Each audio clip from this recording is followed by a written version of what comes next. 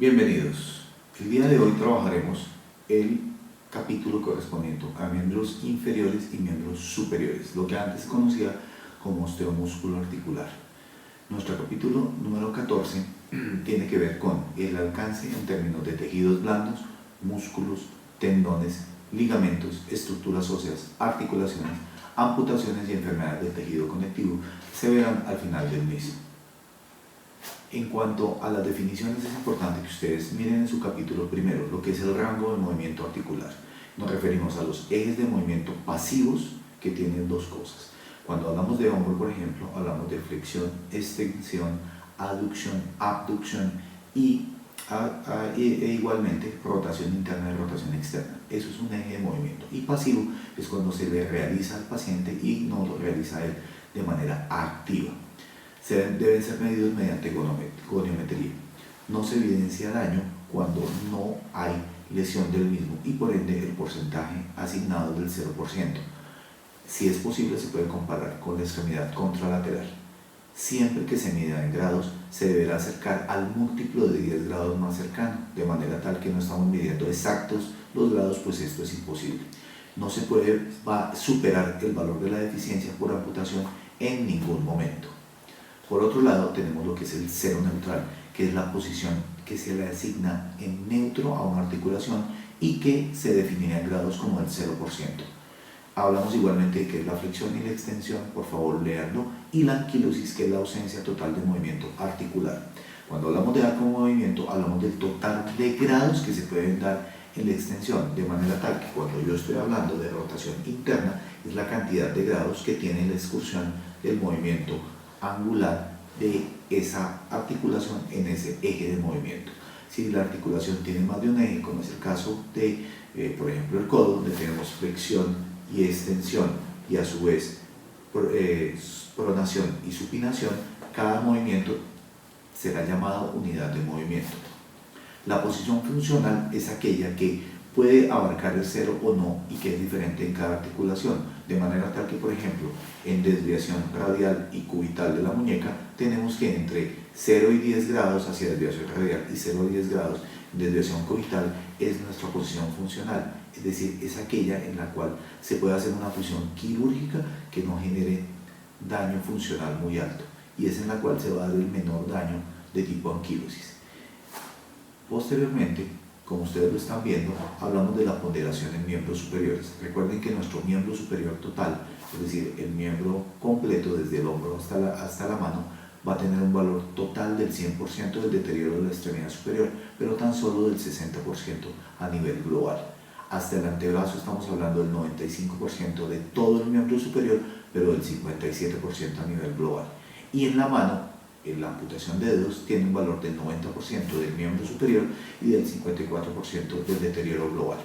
Recuerden que en términos de la mano, como lo están observando, la ponderación es fácil, es decir, el pulgar vale el 40%, el índice el 20%, el medio el 20%, en tanto que el anular y el meñique tienen un valor del 10% cada uno para sumar el 100% de la mano. Observen cómo cada articulación, la metacarpofalángica y las interfalángicas proximal y distal o proximal o interfalángica para el dedo pulgar tienen un valor cada uno distinto. En este momento estamos mostrando las figuras en las cuales estamos hablando de los arcos de movimiento. En este caso el hombro, donde estamos mostrando abducción, aducción, flexión, extensión y nivel de rotación interna y externa. Para el cálculo se debe determinar el segmento, el arco y la unidad de evaluar, es decir, estamos hablando del miembro superior, el arco es flexión y extensión y la unidad es la unidad flexoextensora del hombro. Debemos evaluar la excursión de cada arco en términos de grados de movilidad. Ir a la tabla correspondiente del segmento evaluado, evaluar la severidad de la pérdida, que se califica desde leve hasta muy severo, y determinar el porcentaje de eficiencia global que aplica para cada unidad. Y se sumarán de manera aritmética. Si hay más de una articulación comprometida, dependiendo del tipo de articulación, se debe sumar aritméticamente o combinar valores, donde entenderán o donde tendrán esta definición antes de iniciar cada tabla. Para las unidades de extremidades superiores vamos a trabajar mano y dedos, muñeca, codo y hombro, con sus respectivas articulaciones. Están observando en este momento la tabla 14.1, que habla de la disminución de los rangos de movilidad por el pulgar. Se encontrarán ahora una sola tabla que les evalúa la flexión y la extensión del pulgar. Adicionalmente a eso, la abducción y la aducción. Y en la parte severa, es muy severo, en la clase 4, encontrarán la valoración de anquilosis, encontrando debajo de cada una el valor. En una sola tabla ustedes podrán evaluar la movilidad completa del pulgar en todos sus rangos. En la tabla 14.2 evalúa la movilidad del resto de dedos, es decir, del índice, medio, anular y pulgar. En ellos podrán evaluar la flexión y la extensión de cada uno de ellos, así como la anquilosis. Observen que es una tabla sencilla y fácil de aplicar, pero para quienes tengan dudas lo resolveremos en el taller. Por otro lado tenemos la tabla 14.3 que evalúa la disminución de los rangos de movimiento de muñeca. Entonces aquí vamos a tener flexión y extensión y las desviaciones radial y cubital. Recuerden que de la clase 0 a la clase 3 evaluamos todo lo que tiene que ver con movilidad articular, en el arco de movilidad articular, en tanto que en la clase 4, en muy severo, evaluamos la anquilosis en 3 valores básicamente. Están observando ustedes igualmente nuestra gráfica sobre lo que es desviación radial y cubital. Posteriormente están observando la gráfica original de Swanson y Groth que aparece en ABA 6, en la cual ven los arcos de movimiento de muñeca, tanto de desviación radial como cubital, y que les explicaré cuando hablemos en cada uno de los talleres, que evalúa tanto la flexión, la desviación radial como la cubital y la anquilosis. Posteriormente también les presentamos, también de Swanson y Groth, las posiciones de anquilosis y de flexión y extensión en términos de unidades de pérdida de movimiento, que también haremos una explicación posterior. En la tabla 12.14 están evaluando codo, y en codo básicamente evaluamos los rangos de movilidad de flexo-extensión y pronación-supinación. En ellos, como les dije, de 0 a 3%, que va de normal hasta severo, los arcos de movimiento articular. En cambio, en el numeral 4, en muy severo, estamos evaluando anquilosis en sus 3 valores generales. Observen aquí la movilidad articular del codo, la tabla de pérdida y tanto para en la primera estamos viendo flexión y extensión y en la siguiente supinación pronación. Luego vemos la tabla de anquilosis, que como les digo pertenecen a los trabajos originales de Swanson y Groth que dieron origen a esta calificación. Observen ahora la tabla 14.5, en la cual se evalúa la articulación del hombro. En ella miramos flexión y extensión, abducción, aducción, rotación interna y rotación externa. De 0 a 3, de normal a severo, los movimientos articulares que evaluamos. Y en la 4, en muy severo, la anquilosis. En este caso la anquilosis tiene solo 2 valores. Observen la extensión de los arcos de flexión y extensión explicados para el hombro, las curvas de pérdida de flexión y extensión, las curvas de pérdida, en este caso para mostrar el ángulo para abducción y aducción de hombro, las curvas de pérdida de hombro en aducción y aducción, al igual que la gráfica de Swanson y Groth. Revisemos el tema de dominancia. Debemos recordar que se evaluará un segmento. Una vez tenemos el valor total del segmento, le aplicamos el 20%, es decir, o le aplicamos el 20% o lo multiplicamos por 1.2 encontrando el valor final, o por 0,2 y luego combinándolo mediante suma de valores combinados. Entonces recuerden, hallamos el 20% multiplicando por 0,2 y luego el valor obtenido será combinado mediante la fórmula de valores combinados de la que hemos hablado al inicio. Para miembros inferiores evaluamos básicamente pie y tobillo, rodilla y cadera. La metodología es determine el segmento, arco y unidad de evaluar, es decir, si estamos evaluando rodilla será flexión y extensión. Luego miramos cuál es la excursión en términos de grados de cada arco de movimiento. Luego vamos a la tabla correspondiente del segmento, evaluamos la severidad y asignamos un porcentaje a ella. Si hay más de una articulación comprometida, recuerden que debemos combinar valores. En la tabla 14.7 evaluamos los dedos del pie del segundo al quinto, en tanto que en la tabla 14.8 estamos evaluando el primer dedo. Ahí estamos viendo la flexión y la extensión, que son los únicos 2 arcos de movimiento en términos de leve, moderado y severo. En la tabla 14.9 evaluamos la deficiencia del movimiento del retropié. Ahí vamos a evaluar la inversión y la eversión, la posición de anquilosis en inversión y en eversión para esta tabla.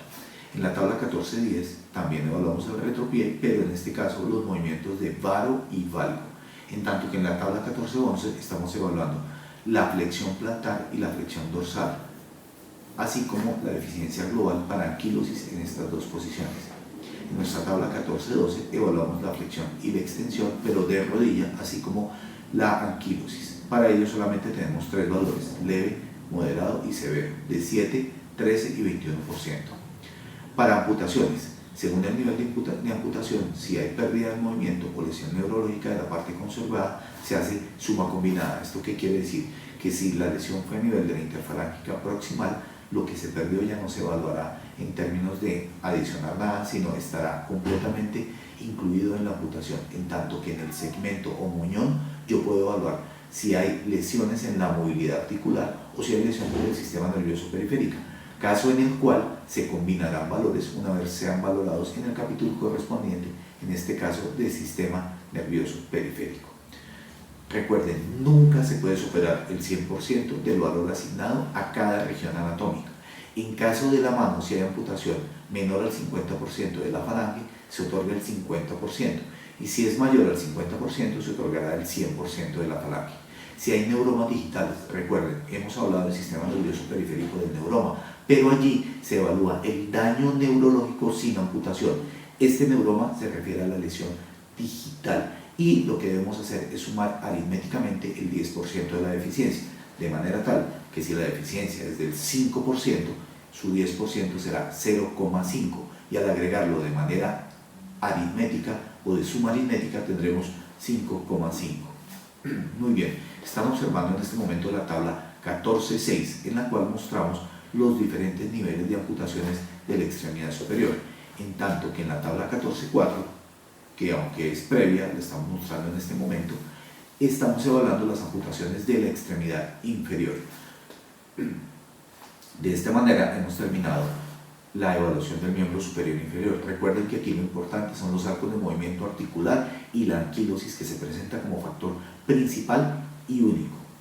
Cuando hablamos del tejido conectivo, hablamos de lo que antes en el 9.17 se contemplaba como reumatológico. Aquí ha sido incluido en miembros superiores y miembros inferiores.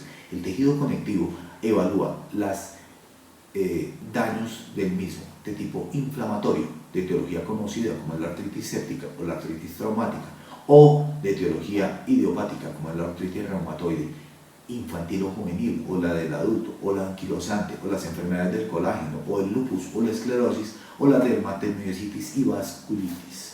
El tejido conectivo obviamente va a ser evaluado en artrosis de manos, columna cervical, lumbar, cadera y rodillas. También evaluamos las alteraciones de tipo metabólico como la gota, la condrocalcinosis, la osteoporosis, y las extraarticulares como las bursitis, tendinitis y periartritis. Los síndromes de atrapamiento neural y las fibrositis serán nuestro numeral 5. En cuanto al tejido conectivo, observen ustedes que los criterios de calificación de las tablas 14.5 será el historial clínico. En cambio, el criterio número 2 será los estudios de tipo radiológico, como las gamografías y las radiografías. En este momento estamos mostrando la tabla 14.5. La tabla 14.5 muestra que su historial clínico es el factor principal, que tenemos clases de la 1 a la clase 4. Observen que además de eso, por tener literales A, B y C, significa que tiene un factor modulador, que es los estudios clínicos y radiológicos. Observemos, por ejemplo, la clase 3, en la cual hablamos de que en lo clínico, que es el factor principal, tendremos rigidez matinal mayor o igual a 1 hora, artralgias migratorias mayores o iguales a 3 meses, poliartritis simétrica, sinovitis, deformaciones articulares, desviaciones articulares y manifestaciones de tipo extraarticular, en tanto que cuando hablamos del factor modulador, hablamos de osteoporosis, juxtaarticular, de pinzamientos que se ven a nivel de la radiografía o de la imagenología. Finalmente, las afecciones reumáticas degenerativas, como la artrosis, que es dolorosa en periodos agudos, y las reacciones inflamatorias de vecindad o procesos neurológicos compresivos se evalúan de acuerdo con las limitaciones articulares, es decir, lo medimos de acuerdo con el capítulo de miembros superiores e inferiores, que es este mismo, pero en tablas previas, y los procesos compresivos de nervios que se puedan dar lo evaluamos en el sistema nervioso periférico, en nuestra tabla 12-14, que se deberá llevar luego a los diferentes nervios que estén comprometidos. Las afecciones de tipo reumático metabólico, como la gota, tienen una evaluación distinta y unas notas especiales. Por ejemplo, en el caso de la gota, depende de las crisis inflamatorias, las deformaciones y osteolisis y tofos. En este caso, poseerán parte de la clase 3 y de su valor C. Si además tiene daño renal, será la clase 4 y el valor B, y se deberá combinar con lo hallado en las vías urinarias. La condrocalcinosis, por ejemplo, compromete las rodillas, hombros, muñecas, tobillos y la artrosis secundaria. Si es monoarticular, debo evaluar los rangos de movimiento. Si compromete dos o más articulaciones, debo utilizar mi tabla 14-15. En cuanto a la bursitis, tendinitis y periartritis, la idea es que generalmente responden bien al tratamiento y no generan secuelas, pero si generan secuelas, estas serán a nivel de arcos de movimiento y se evaluarán en la tabla correspondiente de este capítulo. Las fibrositis de tipo mialgias, artralgias, parestesias, contracturas musculares sin base orgánica evidente se evaluarán en los trastornos funcionales no psicóticos. Para las fibromialgias debemos entender que se pueden evaluar de dos maneras. La primera es si es una fibromialgia de tipo primario, caso en el cual se evaluará en el capítulo de mental, en enfermedades mentales y el comportamiento, en los síndromes que son somatomorfos. En tanto que si es concomitante o secundaria, es decir, se asocia a otra patología, debo evaluar la patología previa que la genera y, además de eso, adicionarlo a mental. Las artrosis de caderas y rodillas, si son monoarticulares, se evalúan de acuerdo con los rangos de movimiento articular y la capacidad funcional que se vea afectada. Si son dos o más articulaciones, los evalúo en la tabla 14-15. Y si hay reemplazo articular, se evalúa luego de hecho el reemplazo y pasada la etapa de rehabilitación de acuerdo con la movilidad articular residual. En este momento hemos terminado el capítulo. Los conmino a que por favor lo estudien para que cuando lleguemos a nuestro taller podamos sacarle el mayor provecho posible. Muchas gracias.